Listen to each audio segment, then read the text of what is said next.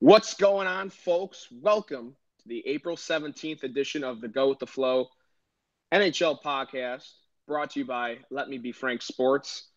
Boys, welcome to the show. Nick Phillips here, joined by my line mates, Kevin Bartman and Dan Merritt. Fellas, it's the Civil War all over again because the Blue Jackets have rise to prominence. The NHL playoffs have not paid their electric bill because there are no more bolts. What a fucking upset. An absolute sweep. Who wants it first? Fucking insane. No one fucking saw this one coming. No one saw it coming. I just have to laugh at the analogies. But yeah, we were talking off air as it was happening. I'm literally speechless. I had all sorts of things kind of prepared if the Jackets just sort of walked all over Tampa. I was going to say that Tampa owned this series for one period, the first period of game one. And then after that, it was all Blue Jackets. And then just when you think that they might force a game five, they're going back to Tampa. They get some life going. Maybe they win. Maybe it goes back to Columbus for game six. Fucking Columbus comes in and just buries them at the end of the third period. Okay, so I had my bracket's already screwed, like heavily. I had Tampa winning the cup. I really thought that And for the record, all our predictions from last week it was a tough week for us. Yeah. We kind of mushed everything. Yeah. And if another series finishes up up tonight, there's like a minute or two left. That'll be another bracket screw up for me. We're recording live right now with 50 seconds to go with the Isles up 2-1 at Pittsburgh. Just not so good for my bracket. But what I was going to say is I don't have any words. I really don't. I thought, I understand, Columbus kind of lives and dies by Bobrovsky, who's just been absolutely tremendous. Duchesne has risen to the occasion, and he sometimes brings up some question marks. Panarin has done tremendous. It's just a whole team effort, and that's what it really was going to take for any of these other teams to beat Tampa. It was going to take a full team effort. Congrats to Torts and the Blue Jackets because they were in a very similar situation last year. They played the Caps in round one. They took both in Washington. The series was in the palm of their hand, and they allowed the Caps to come back in and take the series 4-2. It seems that they've obviously learned from their mistakes, and they've rectified that. Boys, if I'm Boston or Toronto, I'm a little scared. I mean, both of those teams have to get out of that series, and that's an exciting series in and of itself. I really hope that goes the distance to Game 7 because I love that original 6 matchup. But if I'm, either a fan of either one of those two teams, I'm a little nervous. Kev, what do you think, man? I mean, this is, I don't know. Is there a worse down fall from grace? I mean, we have experience as Hawks fans. The last time they were in the playoffs, they had 106 points. They were division champs. They played the Preds. It looked like we were going to kind of not roll over them, but beat them fairly handedly. And then the Preds came in and just shut us up. I'm sorry. I got to interrupt. Empty netter for the Isles. We're going to have another fucking sweep. Holy shit. My bracket. This is wild, boys. Kevo, this is wild. Kev, yeah. Let's hear your thoughts, brother. So, I guess just to sort of go off your Hawks comment, I guess with the Hawks, it was sort of a slow death. Like, over the course of 3 years, we kind of saw the Hawks fall from grace. The Lightning just sort of ended with a thud. Like, there's really no coming back from this. I think I mentioned this at least once. I think Nick, I think both of you actually agree with me. Like, if there's a year that the Lightning were to do it, it's this year. Absolutely. They're by far the most talented team John Cooper has had. John Cooper, by the way, more on him later, but he might have to find a new job. After this summer. More on him now. Give it to us.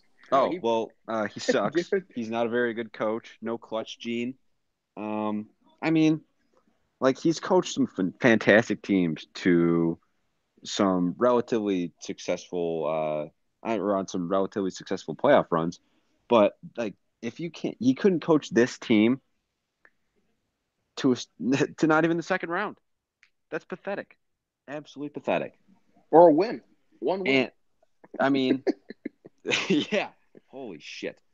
So, I mean, you could make this was, I guess, in the salary cap era, you could make the argument that it was the best team because they tied for the best record or biggest point total. Sorry about that.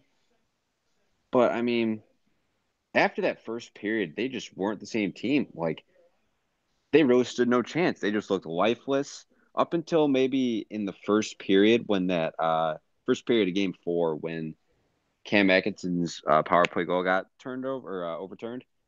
You know, Cooper was starting to show a little fire in the bench, but still, no one on the team looked like they could give less of a shit. It was just, I mean, Steven Stamkos, have a spine, dude. From his comments that he made towards the end of the year about, you know, the playoff format, just, you know, go fuck yourself, dude. You are a bum. Oh, Man, tell I us how mean, you really I feel. can't. I really like Stammer though, so that hurts me that you're saying it. But at the same time, I feel what you're saying. Can I interrupt? I got Yeah, go Bob. for it. I follow Bob McKenzie. Obviously, we all follow Bob McKenzie on Twitter. He Margarita retweeted. Bob. He retweeted Tampa's Twitter. Run by them. I just wanted to quote them real quick because it just shows the gravity of the situation with the team, the fans, the expectation of this year, the expectation over the basically since 2015 when they made it to the cup run against the Hawks. So from them, they say, we don't have any words and we know you don't want to hear them. We understand your anger, your frustration, your sadness. Everything you're feeling, we get it. This isn't the ending we imagined and certainly not the one we wanted. Thank you for being there the entire time. And I think it just highlights a team that could have, should have, would have, but never did. And I know I've talked a lot already, but I always go back to after the Hawks won the 2015 Cup, Pierre interviewed Brent Seabrook on Game 6, and I will always remember it because I really thought it was going to be true. Seabrook said, teams better be looking out for Tampa because they're going to be doing in the next 6 years what we've been doing for the last 6 years. And holy shit, I didn't think Seabrook would be this wrong. Holy shit. Yeah, lots to unpack here. There's a lot of things you can look at. First of all, Bobrovsky needs to get a lot of credit, and he thought his deal was going to be big. This summer it's going to be even bigger than you thought because I mean this series alone is going to propel him to maybe an extra $1 million per year. Obviously, there's been much ado about Panarin and Bobrovsky. Another angle here is Kekalainen's not looking nearly as stupid as we all thought he was because, why would you load up this team to go play Tampa? Well, they just went out and swept them and got the franchise their first ever Stanley Cup playoff series win. So Jarmo Kekalainen, absolute brass balls. He will be returning next year as the GM. The big guns for Tampa what else can you say? They really let them down. Kucherov getting suspended, just being fucking stupid, being selfish. Guy's going to win the MVP, but, you can't have that in a decided game. Miss game 3 when you're down 2-0, got to go in a hostile environment, down 2-0, and you can't be there for your team. And Stamkos, when I think a few games in a row he scored in game 4, but, he went a few games without even registering a shot on goal, which you can't have from a guy who's making whatever his AAV is, 10-ish million. Just in a blink of an eye, it's over. And I think this is just what makes the Stanley Cup playoffs great. Because of course you want to see great teams do great things, but in the NBA with the fucking Golden State Warriors, the number 1 seed, would they ever get fucking swept? No. And I'm not trying to make this about the NHL being better than the NBA or anything. But it just shows how hard it is to fucking win in the Stanley Cup playoffs. Pittsburgh just got swept. We'll get into them in a second real quick too. But obviously the big story is Tampa. No, I don't think anyone expected a sweep in either series, but the big story here is Tampa. But yeah, it just shows how fucking hard it is to win. And it's cliche, but Pittsburgh won 2 Stanley Cups in a row, couldn't even win a fucking game this series. Tampa goes and wins 62 games, in the regular season. How many do they win in the postseason? 0. Anything can happen any night. You got to bring it. All it takes is getting hot at the right time and having a hot goalie, and you can pretty much do anything. We saw it with the Kings with Jonathan Quick in 2012. No one expected them to do shit. Vancouver was a wagon, from, about 2009 to 2012 or 13. Just kind of like, and speaking of Vancouver, it almost seems like Tampa Bay's like on a little bit of a run like theirs where, they only get to the cup once, they don't win it. Then they had several good rosters after that, and they just, President's Trophy in there and everything, and they just can't get it done. So, I mean, I know it sounds kind of, maybe it's a dick thing to say, but like Tampa Bay's kind of like Vancouver East, with that stretch they have with the Sedins and Kessler and Burrows and Luongo and all that. But I think the other thing here, and I'll pass it on to you guys for any thoughts on this, but obviously it's what do you do? If you're Brisebois, right? Yzerman's gone now, so it's completely Brisebois now, the GM. What does he do? I mean, is it an overreaction to fire John Cooper? I mean, a week ago, no one's thinking about this being a possibility, but they were Stanley Cup favorite before the year. They obviously have a great roster. Do you shake it up with the coach at all? Does he just enter next year on an incredibly big hot seat and then just incredibly warm hot seat? Or maybe it's Stanley Cup or bust, like no matter how far they go, if they don't win it, he's gone. Or I mean, they have so many big contracts on that team. Do they move somebody? Like, I don't even know where you'd start, but I mean, that's a team that, maybe they feel like they're a piece away now, but I don't know if they really have the flexibility to bring a guy in. Go back to Kevin. Kevin, do you have any ideas on where to start? I mean, maybe you're thinking fire the coach and get a guy who can maybe maximize this roster even more. Or I mean, where do you go from here? So first of all, I've had a little time to calm down since my Steven Stamkos rant. I just want to clarify, I don't really hate Steven Stamkos as a player. He's obviously an awesome player. But I was on the record saying this like a couple weeks ago.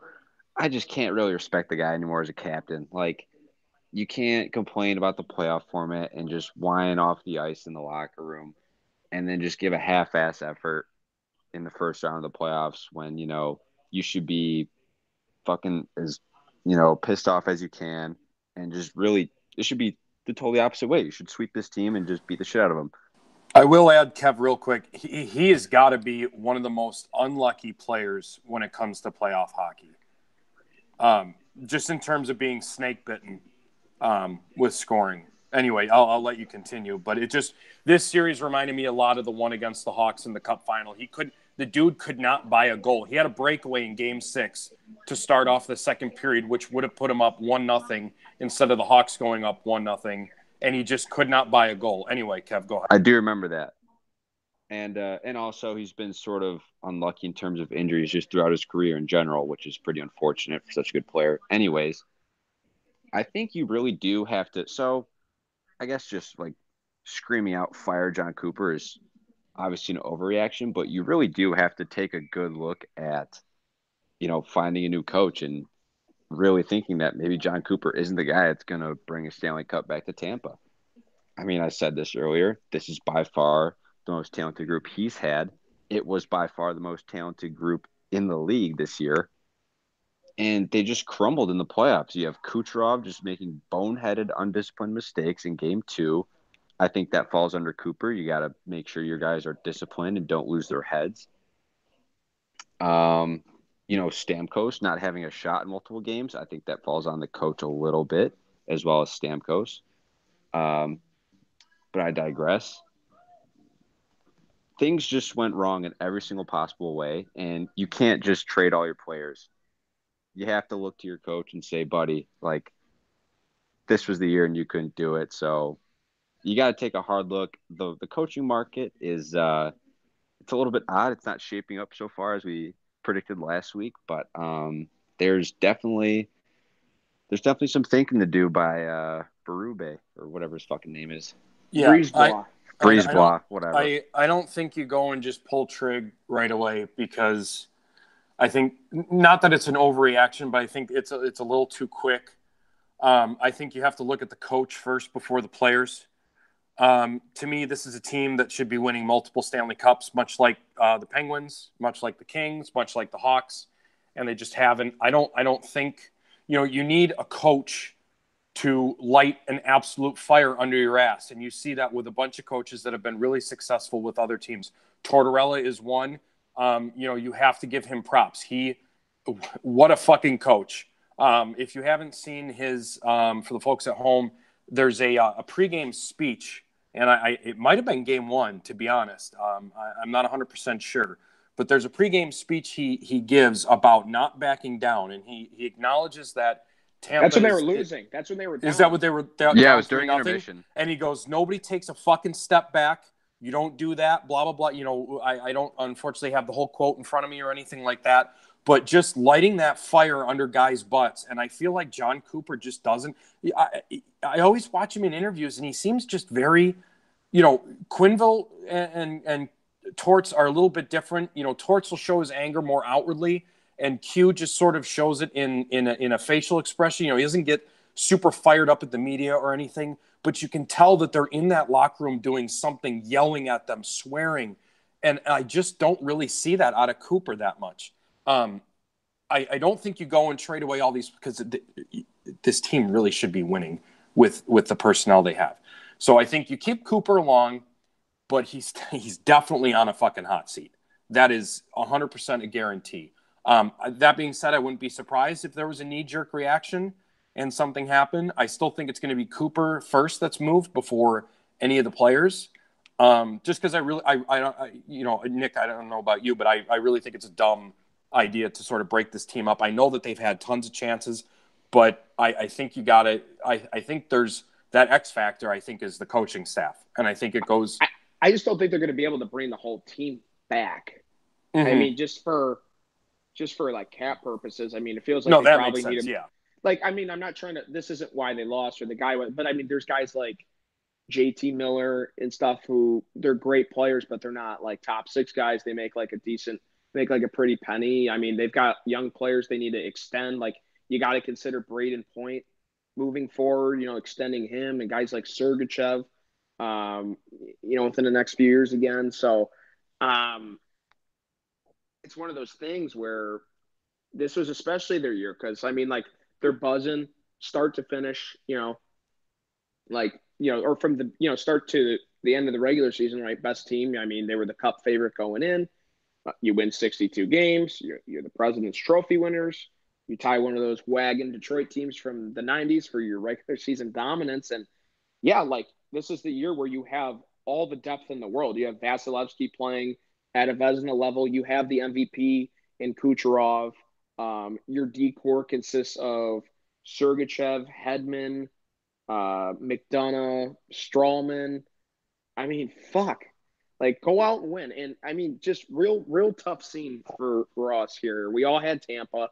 I even jokingly threw out the idea that this could be a sweep the other way. Or, I said, will Columbus be able to pull one out? Because I think we all thought it's probably going to end up being Tampa in 4 or 5. Like, Columbus is good, but with Tampa having home ice and just the way they're firing on all cylinders right now, I mean, obviously I said Columbus was talented, and no shit, like, they're a playoff team, but I threw out the idea that I thought it would be in 4 or 5, but I thought that every game was going to be close. I didn't think a sweep would be indicative of how close the games were.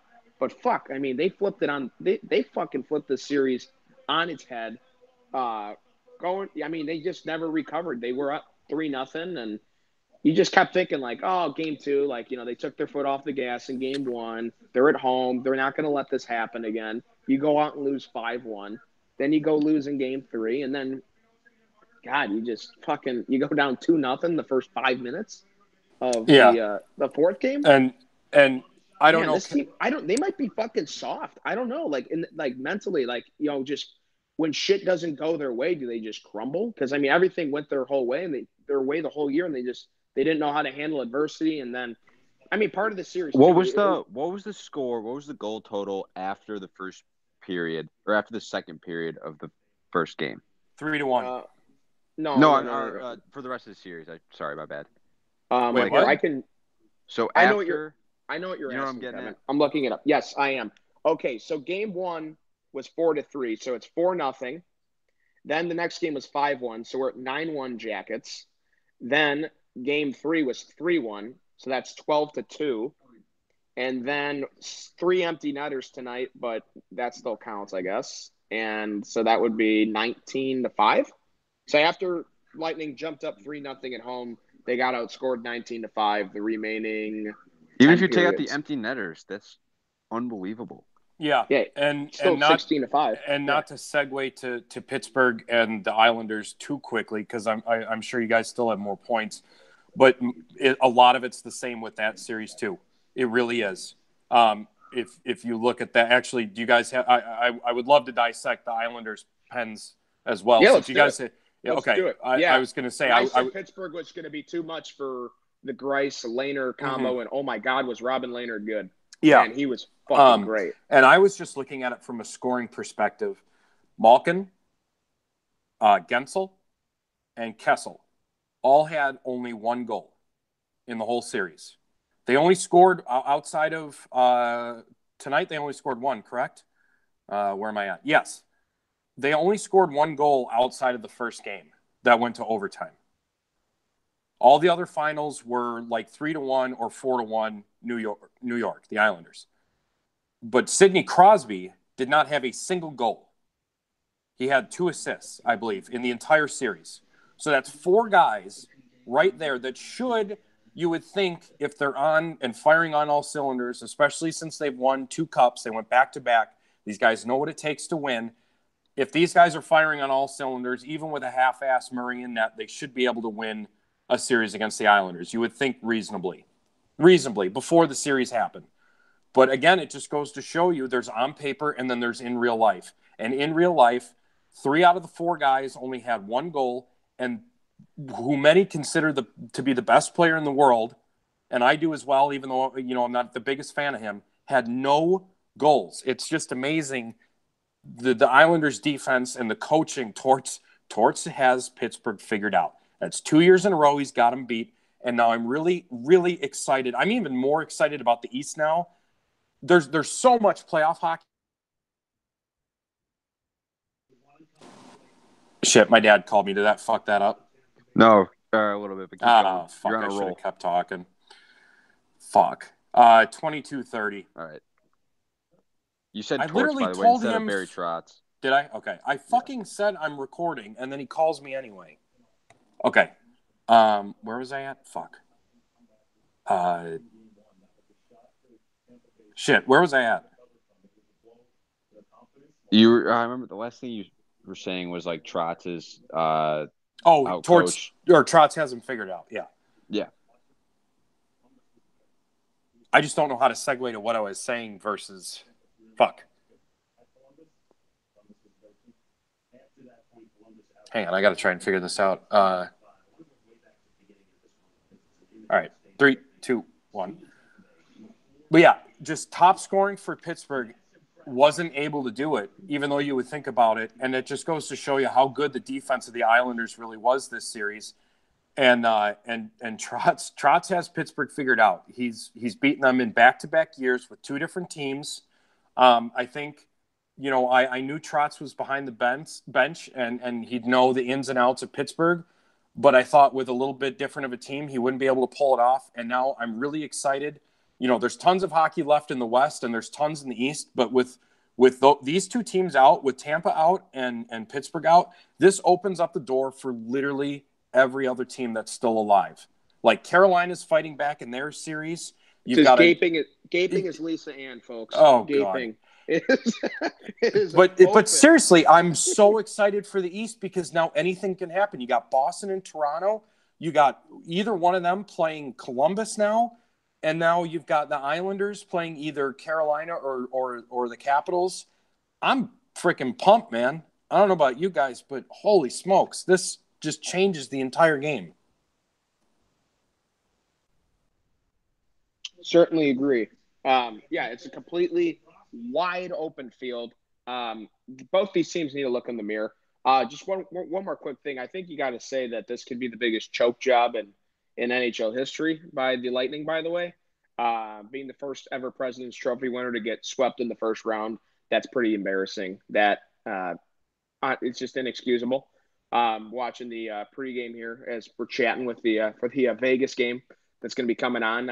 Obviously, Jumbo Joe suspended for that, but they threw up the 19-5 step. But yeah, Pittsburgh's big guns, just like Tampa, didn't really show up. I was on here loud and proud when I gave my prediction, saying that I thought that Crosby, Malkin, Getzel, they've been here, they've done that. Phil Kessel too. They've been here, they've done that. You know, the Islanders have had good goaltending all year, but it was hard to foresee them being able to hold down the fort in a 7-game series. But man, that Trotz defensive system, it's he's got Pittsburgh down, man. Obviously took care of business with them with the Caps last year, but every forward, I mean, they play a 200-foot game. They're killing penalties. Pittsburgh's power play didn't look all that good. They played fairly disciplined. Just all around real solid, team game. Guys kind of just scoring, not really by committee, but they got contributions from everybody. I mean, Jordan Eberle had a hell of a series. Yeah, and holy crap. Brock Nelson was sick as fuck too. Yeah, and I wanted to say real quick, I talked about the defense. I felt like I didn't give the offense enough credit. I feel like if people are listening, they're going, well, Dan, you're only commending the Islanders' defense. Their offense was incredible too. Anyway, go ahead. And the other thing too, I talked earlier about anything can happen when you run into a hot goalie, and Robin Leonard was awesome. We talked about the fact that with how potent Pittsburgh is offensively, maybe they're not as strong on defense as they have been in recent years with some of their cup runs and everything. But they still ran into a hot goalie. So Robin Leonard was great, and I thought with the offense that Pittsburgh had, you might even see Thomas Greiss this series. That didn't happen. Just, props to Columbus and the Islanders. They're both very similar teams in the sense that pretty much Torts and Trotz they make every guy work their ass off every shift. 200 feet, play as a team, responsibility, transition the puck. Both teams have solid defensemen, but I think overall it's kind of like bend, but don't break. And let's get some solid goaltending in there too with Bobrovsky and the way Leonard played. So two teams that played very similar styles, at least in my opinion, in order to beat Pittsburgh. Maybe Columbus was a little more potent offensively, but yeah, it's quite shocking to see both these teams go through that. Kevin, any thoughts on the Gwins? I mean, if anyone, we've harped on this many times, I'm probably the biggest gambling mush that there has ever been, ever. I predicted the Lightning to win in 5, and I predicted the Penguins to sweep. Tough. Real tough. You're fired from the podcast. And I mean, I'll hand up. It's okay, because I had That Pittsburgh wasn't taking my, 2 wasn't games my longer. best. In fact, it was probably my worst. I've hit rock bottom, though, so it's possible I can go up from here, or I can maybe just, plateau at the bottom and just chill and never get anything right again. So we'll see. But but let's talk about the field, though. I mean, now what's left in the East? I mean, I will say, Dan. Stupid joke, but yeah. No, you can take it. But I was just gonna segue it real quick with I mean, I threw in the stupid joke there, but seriously, it's wide fucking open. I mean, I was gonna say the Leafs Bruins series. Dan was saying earlier that those teams might be getting a little nervous about having to play a hot Columbus team, but could the winner of that be the? I feel like those teams got to be licking their chops because the winner of that is probably the favorite to win the cup. Yeah, absolutely. Or at least or the cup out of the West. Yeah, that is true. I said in the predictions, I said if Tampa doesn't get it done, either against Columbus or against, I had them playing against Boston. I said if Tampa loses, Boston is sort of my favorite. But yeah, I think those two teams should just be. What I meant by scared, I didn't mean like a timid scared, but I think, because they have their own shit to worry about still. They have to get past each other. But yeah, I mean, the door is wide. This is awesome. I was just going to say, Kev, you were, not to rub it in, but you were a little bit more wrong than I was. I had Pens in 6 and I had Tampa in 6, I think, or something like that. But I don't know about you guys, but it's not that I love to be proved wrong, but especially with a year like this, I don't feel bad that I was wrong because now I have just some unbelievable matchups that I didn't predict, that nobody predicted, and now I'm just so excited for them. It's just so much chaos. It's Yeah, like, and I love it. I love it. yeah. Yeah, we had talked about Toronto and Boston. So real quick, I think we'll talk about the West and everything at the end because the East is pretty compelling right now with how those two series ended. But we've talked about them ad nauseum.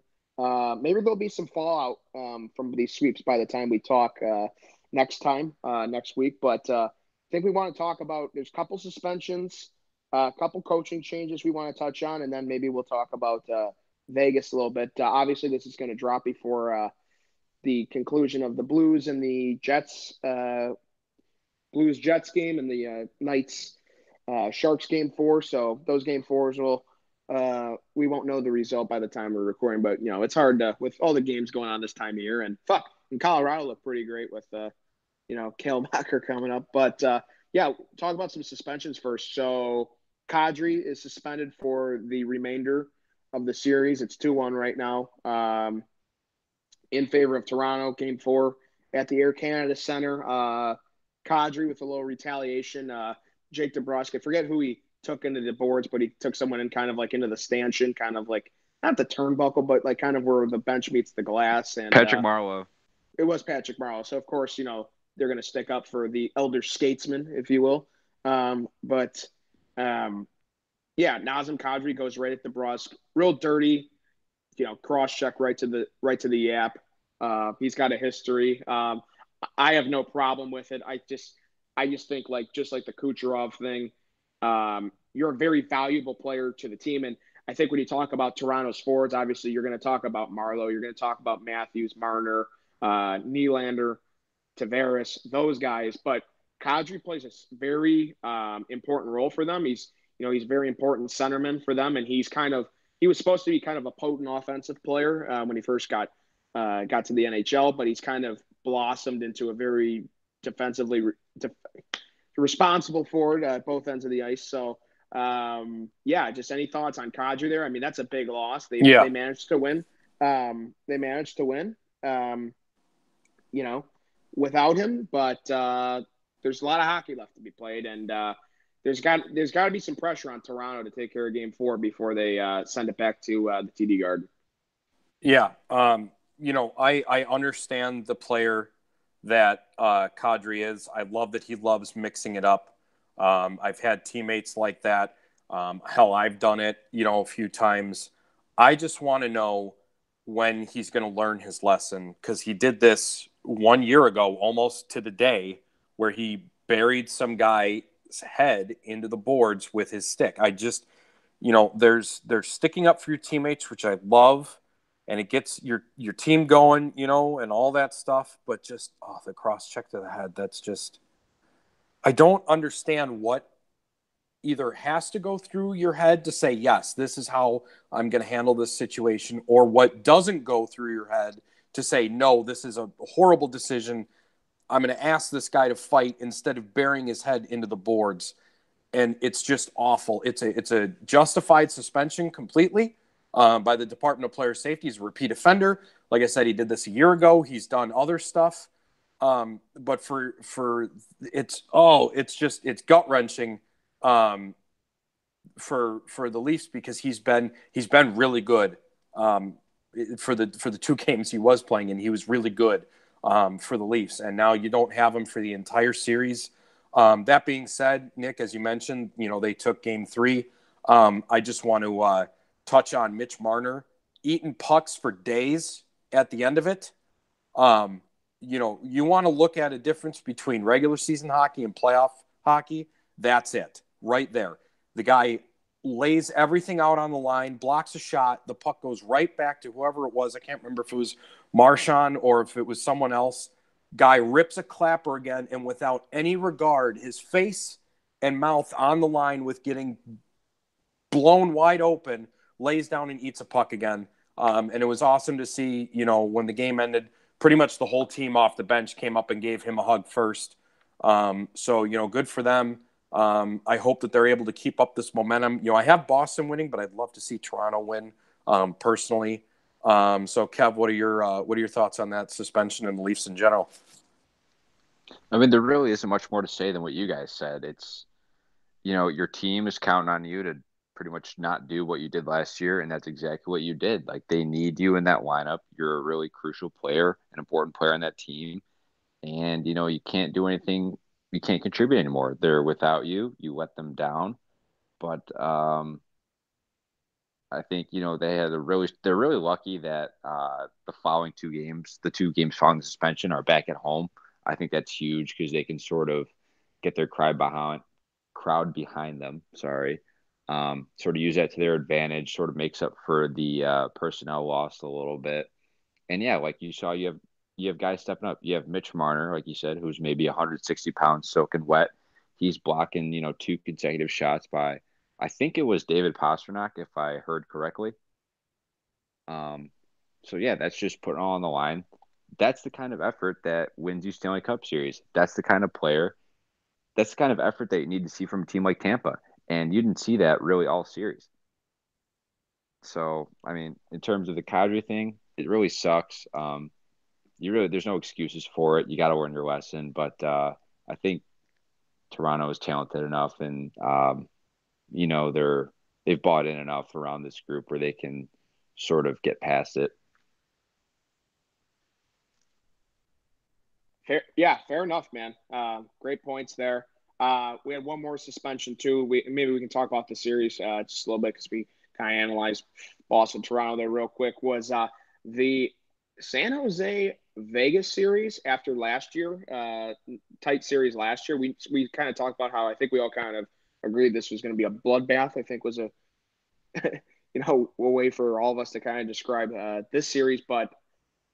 Jumbo Joe got suspended 1 game. A little bit of a drive-by flying elbow, I'd say, or shoulder into the head of Thomas Nosek, forward for Vegas. Vegas obviously won Game 3 at home. Real tough building to play in. That place is absolutely fucking bananas. Um, Behind a Mark Stone hat trick. I mean, that game was insane. Like Vegas scored 15 or 16 seconds into the first period, 20 seconds into the second period, and then like 35 seconds into the third period.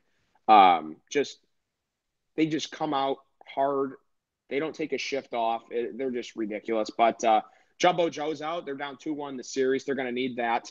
And Jumbo Joe kind of was like, oh, I didn't really think I hit him that hard or didn't really think I hurt him or anything. And Ryan Reeves was quoted as saying about Jumbo Joe's reaction to getting potentially getting suspended was, I've got a buddy with a grandpa who's going through the same thing. He can't see very well because he's getting old, needs glasses.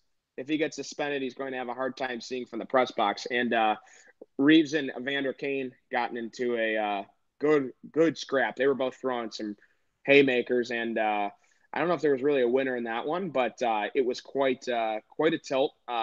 With fighting kind of being fizzled out of the. Oh my God! As I'm saying this, Pacioretty. I just talked about Vegas getting off to fucking hot starts, and Pacioretty just scored a minute 11 into the game. Martin Jones fucking stinks. San Jose is wasting that team with goaltending. But thoughts You on just the cucked me out of series? that. You're like Yeah, 5 seconds ahead of me, so I'm like, you ruined it. yeah. Sorry, we're trying to juggle everything going on here. It's hard to.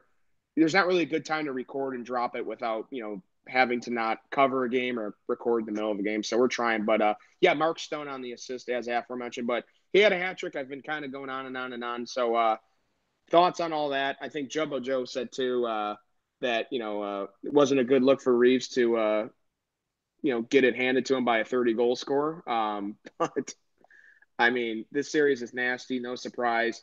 Sharks probably need this one. You don't want to go down 3-1, but their goaltending is abysmal. But any thoughts on Jumbo Joe hit or just thoughts on the series in general here, guys? I'll say I think the suspension was pretty much spot on. It wasn't like Jumbo Joe. Let's get this straight. He's not like a malicious player at all. He's a well-respected player around the league. Future Hall of Famer, yada yada yada. But it was a little bit. I don't want to say dirty because like he wasn't really he didn't have malintent. He didn't want to just like take his head off. But it was an illegal hit.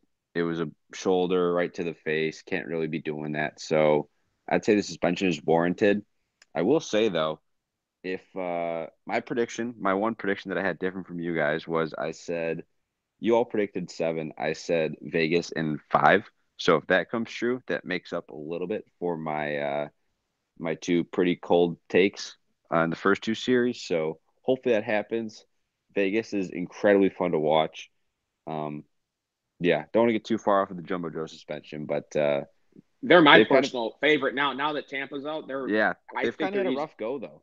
Just San Jose in general. Martin Jones, like Oh, you he's said, Nick, so he's not fucking even though bad. he's led him to a Stanley Cup, he's not proven to be a very good playoff goalie. Eh?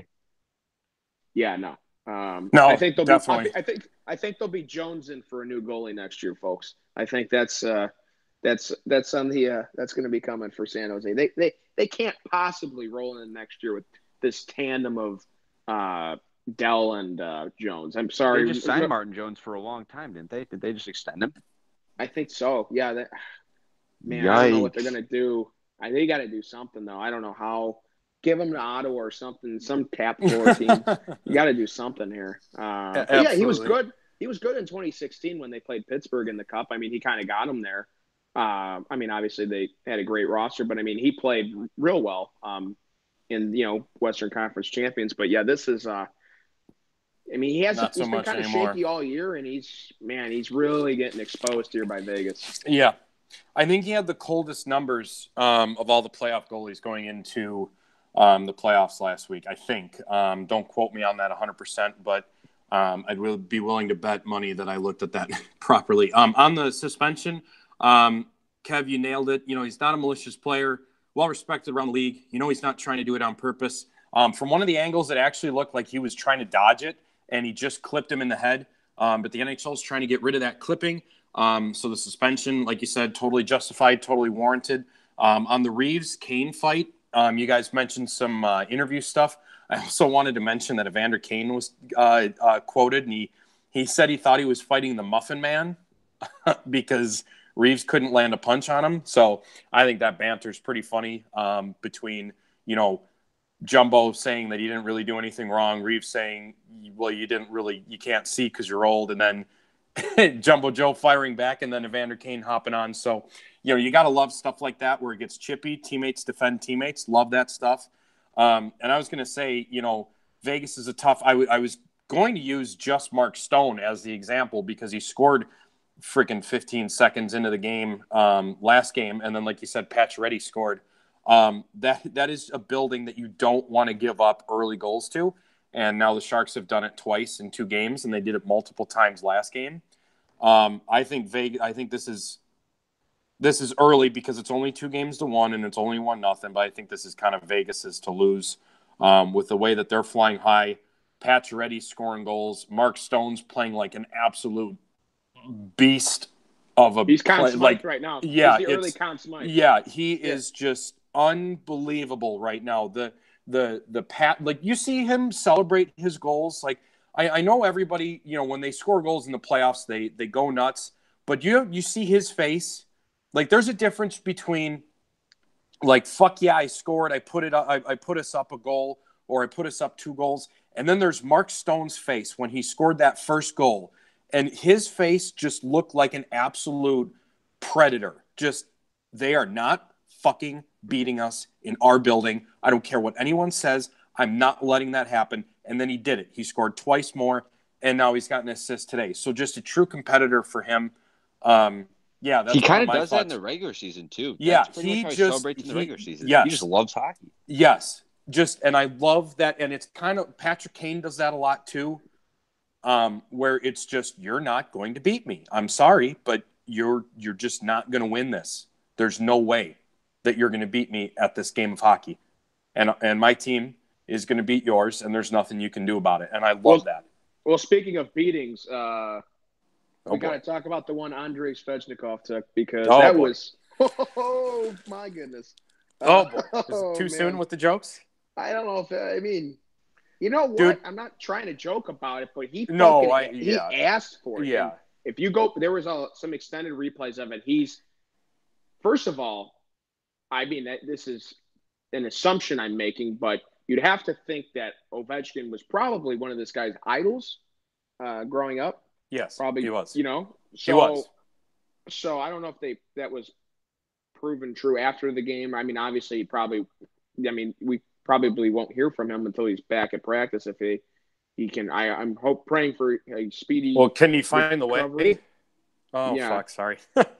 yeah. I mean, but I'm praying for a speedy recovery. But I mean, they were kind of going after they were kind of going after each other and stuff, and like I think Ovechkin was kind of like, "Do you really want this smoke?" And he kind of just kept egging him on, and finally Ovechkin obliged, and he hit him with one right, and he kind of just like it kind of stunned him, and he was kind of like defenseless and And then the still on his second one. feet. And then the second one came in, and then he went down on the ice, and then good move though by Ovechkin.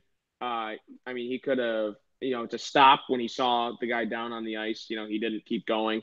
So obviously that's one key component. Like if you are going to fight, have respect for the opponent if you win. So I'm glad he didn't get an extra shove or another punch in once he was down on the ice. But yeah, pretty scary scene. But yeah, you don't want to fuck with Ovi. I mean, Yeah. he's obviously one of the greatest goal scorer of our generation. But man, he can fucking pack a punch. Yeah. And I'll say, I know I just made a bad joke, but you don't want to see, I love seeing fights. I hate seeing guys get knocked out. It makes my stomach turn. I was lucky enough to really never have a concussion when I played. I've seen buddies that have had them. They don't know where they are. They're ready to throw up. They're crying. Just everything is wrong with them. You hate to see that. I mean, your brain is literally the most important thing to your body. So you just hate to see that. That being said, you mess with the bull, you're going to get the horns. And he sort of messed with Ovi, and Ovi, gave him a couple chops back, and it looked like there was some interaction. You want to go, let's go, and the rest is, history. I saw on Twitter somebody said, Ovi sucker punched him or something like that, and all the responses were the same as what mine's going to be. If you guys are jawing that long and you guys are hacking at each other's shins and all that stuff, and one person asks the other person to go, look, it doesn't matter at that point. Either if you can't handle the heat, stay out of the kitchen. Ovi dropped the gloves first and he grabbed him. He was able to get the gloves off right after that.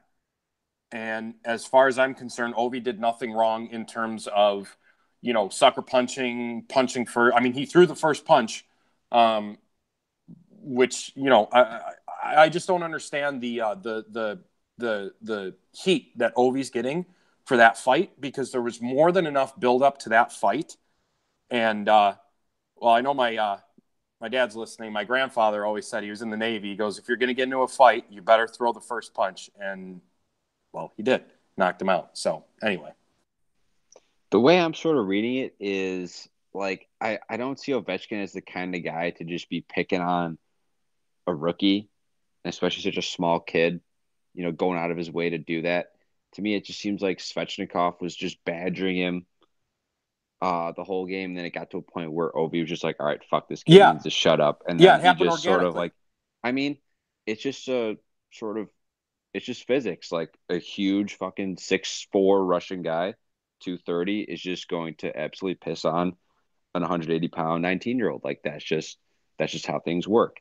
I will say about fighting, I think the part that worries me is not necessarily the fight, because it was just a clean punch to the face and that's going to hurt you.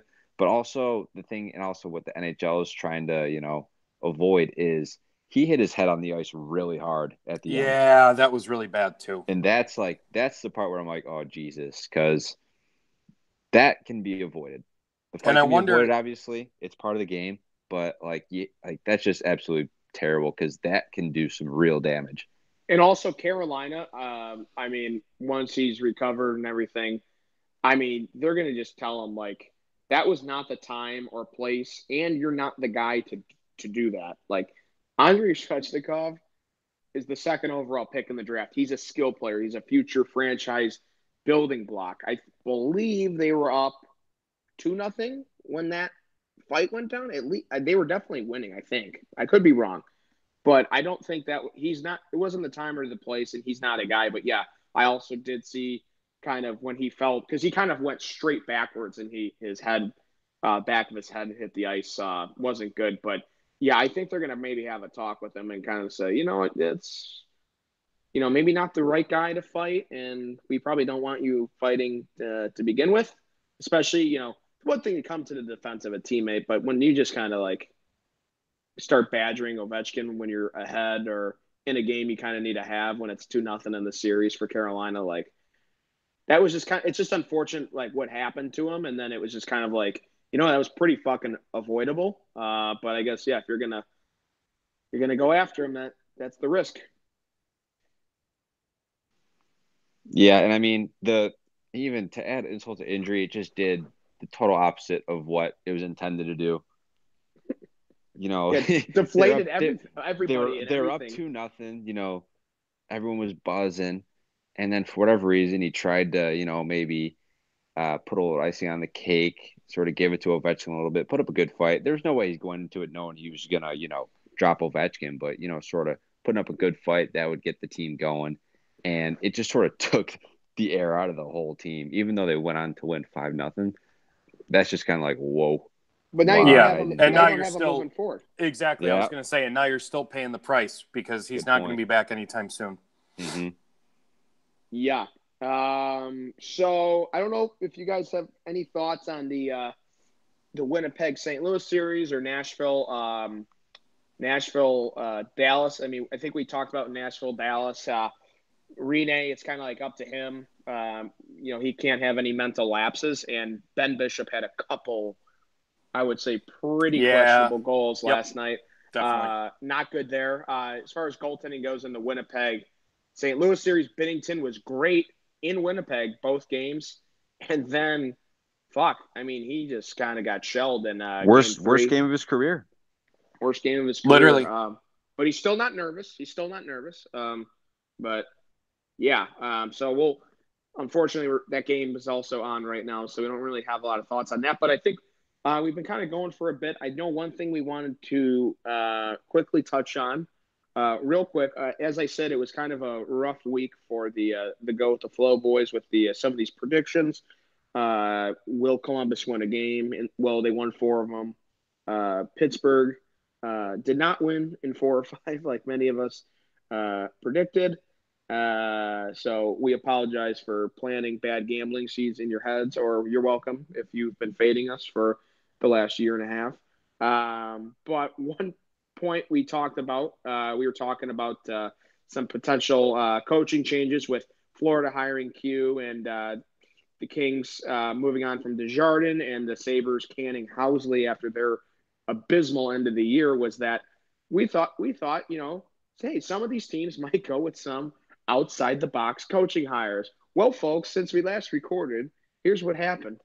Alain Vigneault, new coach in Philly, and Todd McClellan on Tuesday afternoon was named the new head coach of the LA Kings. So I wouldn't call Coach Q recycling because the guy's a future hockey Hall of Famer and he's like on the way up to all-time wins list. But I feel like Alain Vigneault and Todd McClellan are names that I'm surprised we're hearing about again so soon, but maybe we shouldn't be surprised. But Vigneault obviously took Vancouver to the Cup, never got over the hump with them, and then they ran into a buzzsaw when he was in New York, which was the 2014 LA Kings. I think we all know the Stanley Cup was really played in the Western Conference Final that year between the Hawks and Kings. But anyway, it's been the 2 cups with 2 different teams. Hasn't won, but yeah.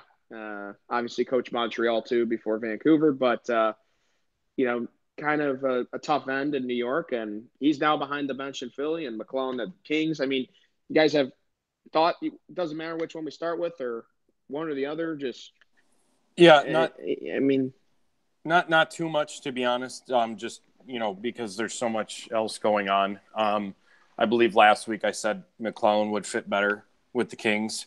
So glad I got that kind of right. Vigneault's a good coach. He's been to the Cup final twice. He knows what it takes. He's just got to get over that last hump. And the Flyers are kind of that team too. They get close some years, other years they fall back. Like this year, they missed the playoffs. But you've got a good squad there, or at least a decent one. So I'm excited to see what he can do with Drew. Oh yeah, they're way more talented than the Kings. Way more. Oh talented. yeah. And that sort of fits him. More. That sort of fits Vigneault better anyway. I mean, he had the Sedin brothers and Kessler and all them back when when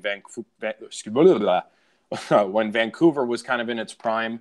So maybe he's the guy that can kind of get a good culture going that isn't too different, and get them back on track, get them back in the playoffs, because the Flyers are a nasty but really fun team to watch in the playoffs. They just don't care. They've got that just hard work and rough around the edges sort of style of hockey. And I'm kind of sick and tired of we're not going to see it this year, but kind of sick and tired of the Caps Pens every year. It'd be nice to see Pens Flyers or Flyers Caps. Just anything with the Flyers in would be fun to watch. So hopefully he can get him back on track. As far as McClellan goes, thought he'd be a good fit in LA. We'll see what he does there. I don't know. If you're an LA fan, it's yikes. It's a little tough right now. Even with the draft, he didn't do so well there either. So don't mean to dog on LA too much. That's really all I have to put. I don't have a whole lot to talk about it. Kev, what do you think? I mean, it's not like it's very far from what we're talking about in Tampa or something of that, nature, where you have a really talented group, but you just need the right guy in there to sort of right the ship. I feel like in LA, it's not a very talented group. It's an aging core. A lot of, facelifting needs to be done to the organization to sort of build another foundation going forward, acquiring some young talent, stuff like that. So Todd McClellan, as much as I hate to say it, like I hate to say this about like a coach, because it doesn't seem like they're bringing him in for a long-term thing. It's just sort of like he's sort of a short-term option. Like it's kind of a stopgap coach. Like he's just sort of gonna get them through tough times, if that. But it's just they have so much more work to be done to get back to where they, want to be, obviously, and where they used to be. So yeah. Yeah, good point too, Dano, on the lottery thing, and also definitely agree with what you're saying, Kevin. Kevin, I'd say the over under on his tenure there is about a year and a half.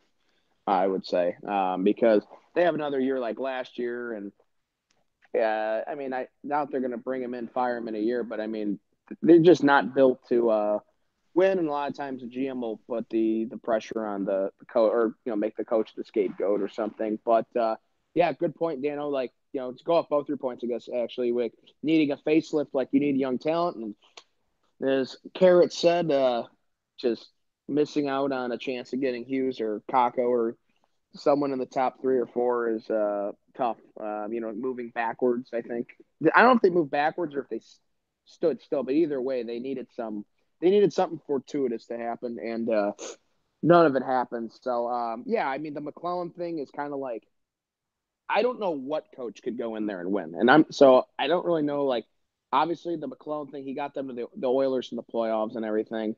But I mean having McDavid, the team still didn't make the playoffs after that run to Game 7 against Anaheim.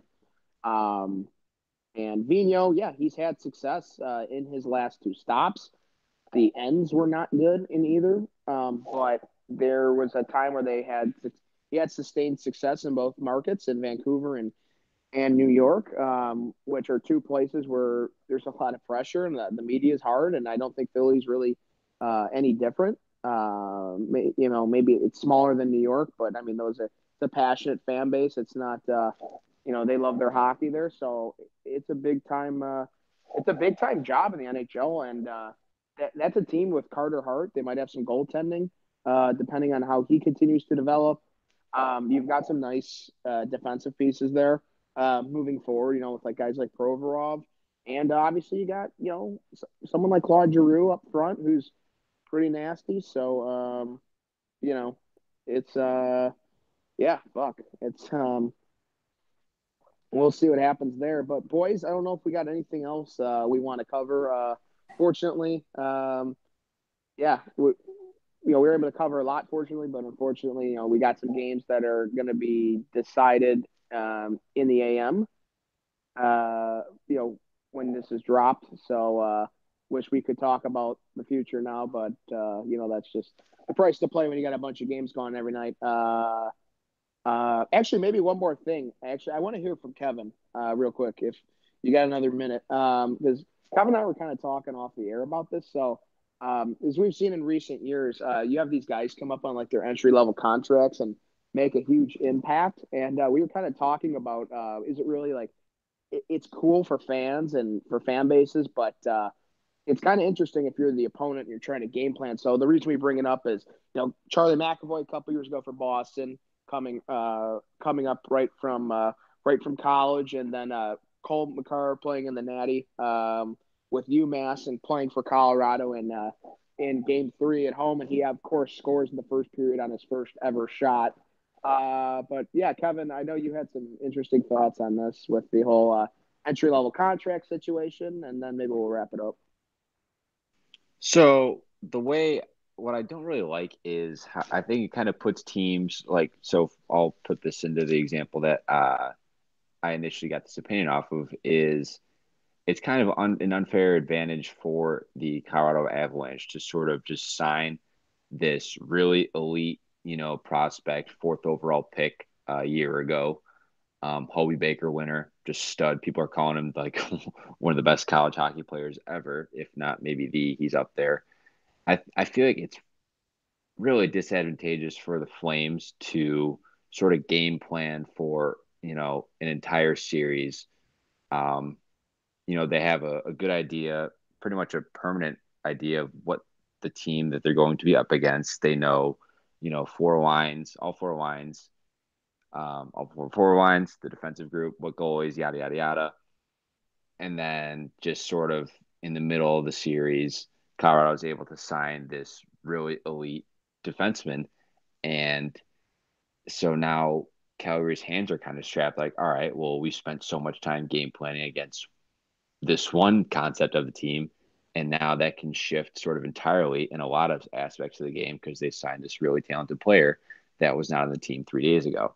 So I likened it to sort of in baseball, how like if a team was to bring in the number one prospect overall, sign him for, in the third game of the NLCS, for example, the team who was playing them had no idea they were going to be signing him. They totally game planned around him. They set their lineups and, their strategies for the whole series are around this one idea of the team. And then they just sort of get a wrench thrown in their game plan when the other team throws a really good player. So if I had my druthers, you should be able to, or you should have to set a lineup for the series, much like you in the MLB. You set a playoff for the entire series, and you can obviously make substitutions accordingly with injuries and stuff like that. Like black aces, like with the black aces, that from the AHL or something, right? Yeah, like within the organization, people that are under contract currently. I feel like you shouldn't be able to sign people in the middle of the series and just add them to the roster. And then also another example is Gwtf in Vegas. So, I mean, I would love to see Cale Makar in the playoffs because he's an awesome player, as we saw last night. But I just really think it's disadvantageous and kind of unfair, even though Calgary could do the same thing. Cale Makar isn't in every NHL organization. So, yeah, just sort of one caveat, though. That's what's grinding my gears. Yeah, go for it. It's a very interesting point.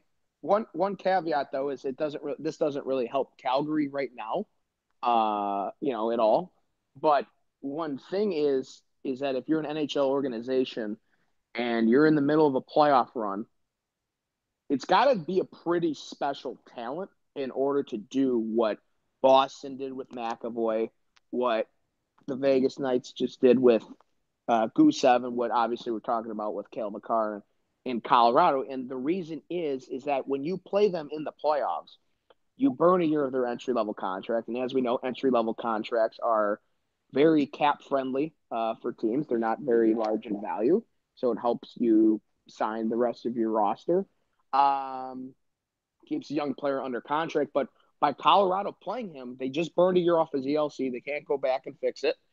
And he now will need to be protected for the 2021 expansion draft when the Seattle unnamed NHL franchise enters the fold. So obviously he's a guy who projects to get protected, but maybe there's a guy in a couple years that they normally would have wanted to protect, but now that they have to protect him, now they have to protect him, someone else might get left exposed and get poached by Seattle. So I mean, it's one of those things where it's interesting that Colorado did this because obviously he's very talented, but I don't know if anyone was thinking, this Colorado team, are they a Cale Makar away from going to the Stanley Cup or winning a Stanley Cup? Obviously he makes them better, but if Calgary comes back and wins the series, maybe it's good for his development and everything, and maybe they just don't care. But that is the one thing, is it is I don't know if you want to call it a gamble, but I mean they are burning a year of his ELC, and then this will potentially impact them in a negative way when it comes to the expansion draft. So it doesn't help Calgary with winning this series, but I just thought that was maybe an interesting thing because as much as it helps Colorado, it could hurt them down the line. But I digress. Yeah, that's a very valid point. So, I mean, I guess it doesn't really have negative consequences in terms of this series, just like within the scope of this series only. But there are longer term consequences, I guess, now that you say it. So that is an interesting point. Very, very interesting. All right, Dano, I don't know if you got anything, or Kevin. No, I think you guys pretty much nailed it. I mean, that I pretty much agree with you guys. You know, Kev, what you were saying about that. So I don't really have anything to add because you guys basically just nailed it from every sort of angle. So other than that, I don't have anything else sort of left to talk about. Yeah. Anyway. All right, guys. Well, cool. I guess we'll sweep this episode under the rug and come back next week, boys? Well, shit. All right. Well, we're out. Make sure follow us on Twitter at GWTF podcast _ the Let Me Be Frank account. A lot of good blogs and stuff going up, so make sure y'all check that out. That's at LMBF Sports, LMBF Sports, and letmebefrank.com, just with a B, no E. So, yeah, for Nick Phillips, Dan Merritz, Kevin Bartman, the Go With The Flow boys are out, and thank you all for being loyal listeners. Bye now.